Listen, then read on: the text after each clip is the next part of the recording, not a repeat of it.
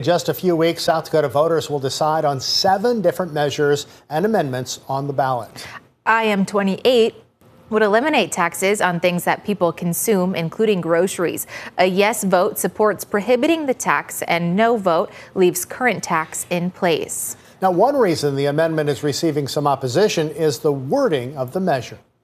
Business and government leaders opposed to IM28 gathered at the Ramcota today in hopes of reaching voters. More than 60 organizations have signed on as opponents to initiate a Measure 28, and more than 75 cities and towns have passed resolutions that are in opposition to IM28. And so we're encouraging South Dakota voters to get informed, get educated, and vote no on IM28 this fall.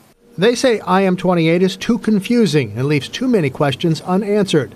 They also say the measure could deprive local governments of critical funding. It's very unclear whether or not cities will be able to continue to collect sales and use tax based off the poor drafting of IM28 and its conflict with SDCL 10-52-2. The co-founder of Dakotans for Health, the group behind the tax break, says that's not true. Rick Weiland points out the fiscal note on the ballot says the state could see a reduction in sales tax revenues of $123.9 million annually. If we have it on the actual law itself, municipalities can continue to collect the tax. That's also on the fiscal note. There's also criticism that the legislature will have to fix any problems. The Attorney General's explanation does include the statement, judicial or legislative clarification of the measure will be necessary.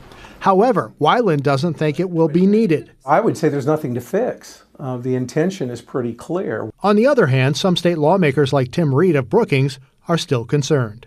If this does pass and it expects the legislature to figure out what did the public really need? What did the voters really want out of this?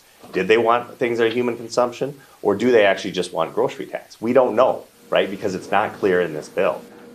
Now, currently, South Dakota and Mississippi are the only 2 states that apply the full state sales tax rate to groceries, while 11 other states pay a lower statewide sales tax for groceries.